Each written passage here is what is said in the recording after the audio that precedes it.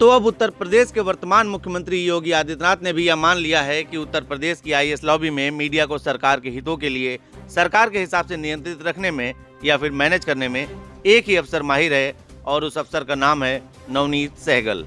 जी हाँ, योगी आदित्यनाथ यूपी के पहले मुख्यमंत्री नहीं है जो अपनी सरकार पर मीडिया के सवालों की बौछार से बचने के लिए नवनीत सहगल की काबिलियत का इस्तेमाल करना चाहते हैं। इसके पहले तत्कालीन मुख्यमंत्री मायावती ने भी कानून व्यवस्था और भ्रष्टाचार के मुद्दों पर मीडिया को मनमाफिक रास्ते पर लाने के लिए सूचना विभाग का प्रमुख सचिव बनाकर नवनीत सहगल को जिम्मेदारी सौंपी थी और नवनीत सहगल ने उत्तर प्रदेश के प्रमुख पत्रकारों को हर तरह से मैनेज करके माया सरकार को यह दिखाने की कोशिश की थी कि अब उन्होंने मीडिया को मैनेज कर दिया है। चुनाव में नुकसान नहीं होगा, लेकिन 2012 के चुनाव में बसपा को भारी नुकसान हुआ, सत्ता भी गई और अखिलेश यादव नए मुख्यमंत्री बनकर सिंहासन पर बैठे। फिर अखिलेश यादव ने भी कई महीनों तक नवनीत सहगल की तरफ ठीक से नहीं देखा, उन्हें मायावती का आदमी समझा। लेकिन कई महीनों की सरकार चलाने के बाद जब अखिलेश यादव भी मीडिया के हमलों से घबराने लगे तो उनका भी पुराना संकल्प डगमगा गया और कुछ पत्रकारों और अफसरों की सलाह पर उन्होंने नवनीत सहगल पर ही अपना भरोसा करना बेहतर समझा और नवनीत सहगल को अपना खासम खास प्रमुख सचिव सूचना बनाया और भी कई महत्वपूर्ण जिम्मेदारियां सौंपी।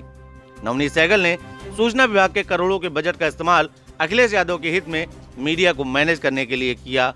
चैनलों और अखबारों को खूब विज्ञापन भी दिए, लेकिन डिजिटल मीडिया के इस दौर में बड़ी खबरों को छिपाना आसान नहीं है। किसी नेता और सरकार के लिए पूरी मीडिया की दिशा मोड़ देना बच्चों का खेल नहीं है और हुआ वही जो जनता ने चाहा। 2017 में अखिलेश यादव की भी उत्तर प्रदेश की सत्ता से विदाई हो गई।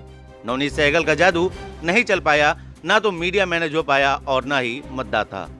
अंततः योगी जी उत्तर प्रदेश के मुख्यमंत्री बन गए। अब योगी जी की सरकार को भी 3 साल बीत चुके हैं। आए दिन हत्या, लूट, बलात्कार और भ्रष्टाचार की खबरों से पहले तो मुख्यमंत्री दृढ़ इच्छा शक्ति के बल पर निपट रहे थे, लेकिन पिछले कुछ दिनों में आपराधिक घटनाओं में वृद्धि होने के बाद लगातार मीडिया और विपक्ष के हमलों से ऐसा लगा कि योगी जी भी घबराहट में संतुलन खो रहे हैं और आखिरकार उन्होंने अपने भरोसेमंद अवनीश अवस्थी को संवेदनशील सूचना विभाग से बाहर का रास्ता दिखाया और मीडिया के तेज दौड़ते घोड़ों पर लगाम लगाने के लिए नवनीत सहगल को तीसरी बार उत्तर प्रदेश में सूचना विभाग का मुखिया बनाने पर फैसला लिया। योगी जी अब भूल गए कि बसपा और सपा की सरकारों में भी यह फैसला हुआ था और दोनों ने भारी अंतर से चुनाव हारा था। अब नवनीत सहगल की योग्यता का फायदा लेने के बावजूद सपा और बसपा विपक्ष की शोभा बढ़ा रहे हैं। योगी जी का फैसला कितना फायदा या कितना नुकसान पहुंचाएगा यह तो समय ही बताएगा, लेकिन इस फैसले के बाद न सिर्फ उत्तर प्रदेश की ब्यूरोक्रेसी बल्कि आम जनता में भी यही संदेश गया है कि सरकार इस समय भारी दबाव में है और अब डिफेंसिव मोड में आ गई है। कोरोना में भ्रष्टाचार के आरोपों के बाद हाथरस और बलरामपुर की घटना विपक्ष और मीडिया के तीखे सवालों का जवाब देने के लिए सरकार और पार्टी के प्रवक्ता उतने कारगर नहीं साबित हो रहे हैं। इसलिए एक बार फिर उसी चर्चित अधिकारी पर दांव आजमाया गया है जिसे पहले भी उन नेताओं ने, उन सरकारों ने आजमाया था जिन्हें मुख्यमंत्री योगी जनता के लिए ठीक नहीं समझते। अब यह देखने वाली बात होगी कि योगी सरकार के हित में नवनीत सहगल मीडिया के भाइयों को मैनेज करने के लिए कौन सा चारा लगाते हैं, यानी किस अंदाज में प्रदेश की सूचनाओं, समाचारों और पत्रकारों का प्रबंधन करते हैं। द इंडियन ओपिनियन के लिए दीपक मिश्रा की रिपोर्ट।